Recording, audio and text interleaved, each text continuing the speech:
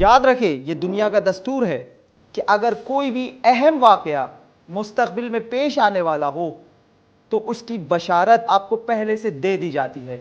تو یہ کیسے ممکن ہو کہ وہ ہستی، وہ نبی کہ جس نے اس دنیا کو بدل کر رکھ دیا، ان کے آنے کی بشارت پہلے کی کتابوں میں نہ دی گئی ہو؟ ایسا ہو ہی نہیں سکتا. یہ لاجک قبول نہیں کرتا. اور اتنا ہی نہیں، ہم نے ہسٹری میں یہ بھی دیکھا کہ کس طرح سے جیوز نے اپنے وطن کو چھوڑ کر وہ مدینے کے آؤٹسکرٹس میں آ کر رہنے لگے. انہوں نے اپنا کام، اپنا بزنس، اپنی نوکریاں سب چھوڑ دی، صرف اور صرف ایک ہستی کے انتظار. ایسا کیوں؟ آئیے جانیں اس ویڈیو میں.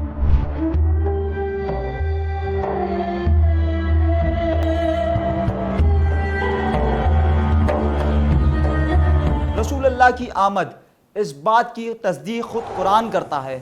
سورہ آراف آیت نمبر 157 میں ارشاد رب العزت ہوا ہے کہ جو اس رسول یعنی نبی امی کے اتباع کرے جس کا ذکر وہ توریت اور انجیل میں لکھا ہوا پائیں گے.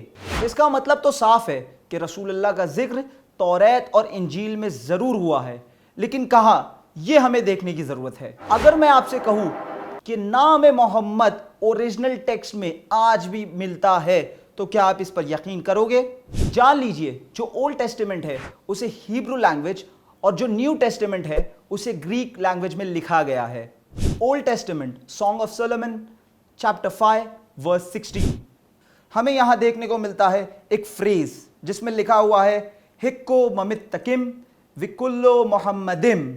اس ورس میں آپ کلیئرلی دیکھ سکتے ہو کہ ہیبرو زبان میں نام محمد پایا جاتا ہے. اتنا ہی نہیں، ہم نے دیکھا محمدم.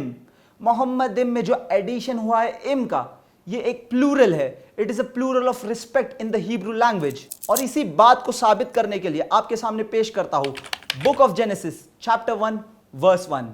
یہاں پہ ملتا ہے کہ in the beginning God created the heavens and the earth. تو اس ورس میں گاڈ کے لیے ورڈ آیا ہے الوہم. جان لیجئے کہ گاڈ یعنی الہ اینڈ ام از دا پلورل آف ریسپیکٹ.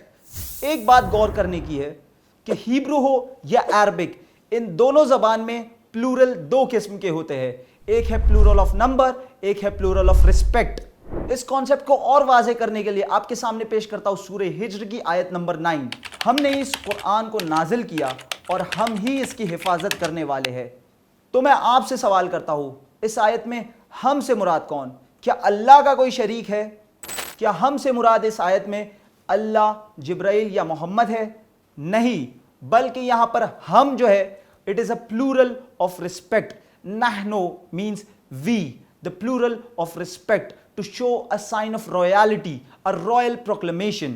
جیسے اکثر بادشاہ کہا کرتے ہیں کہ ہم نے یہ فیصلہ کیا، ہم یہ کام کرنے جا رہے ہیں. اس کا مطلب بادشاہ کے فیصلے میں ہم سے مراد وہ اکیلا ہے، نہ اس کے گھر والے ہیں نہ کوئی اور، وہ تنہا ہے اپنے فیصلے میں.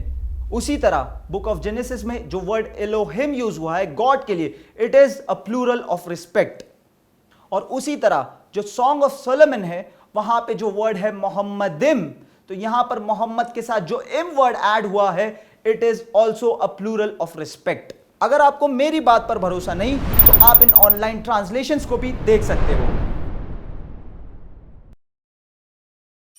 اگر آپ کو میری بات کا یا ٹرانسلیشنز کا بھروسہ نہیں تو آپ خود اس ویڈیو کو دیکھ سکتے ہو کہ جہاں پر ایک جوئش ربی موٹ نے اسی کانسیپٹ کی تصدیق کی. The Mount of Ishmael, which may refer to also Muhammad.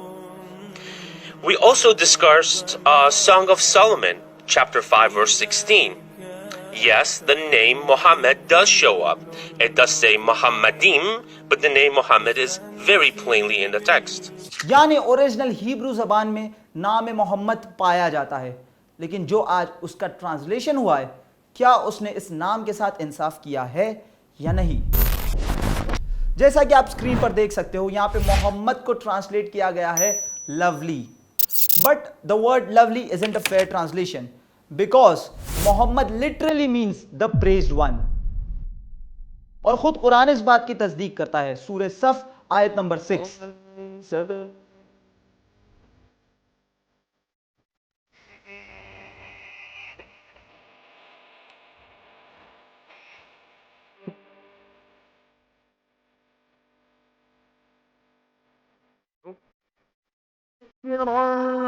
برسول يأتي من بعد اسمه أحمد کہ ان کا نام احمد ہوگا، اسمہو احمد۔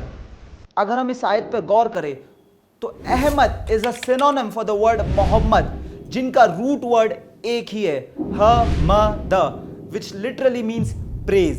اتنا ہی نہیں، ہم بک آف جان چیپٹر 16 ورس 7 میں جیسس کا یہ قول دیکھتے ہیں کہ Nevertheless I tell you the truth, it is expedient for you that I go away. For if I go not away, the Comforter will not come unto you. But if I depart, I will send him unto you. یعنی خود جناب عیسیٰ کہہ رہے ہیں کہ جب میں جاؤں گا تو کمفرٹر آپ کے پاس آئے گا۔ یہ کمفرٹر سے مراد کون ہے؟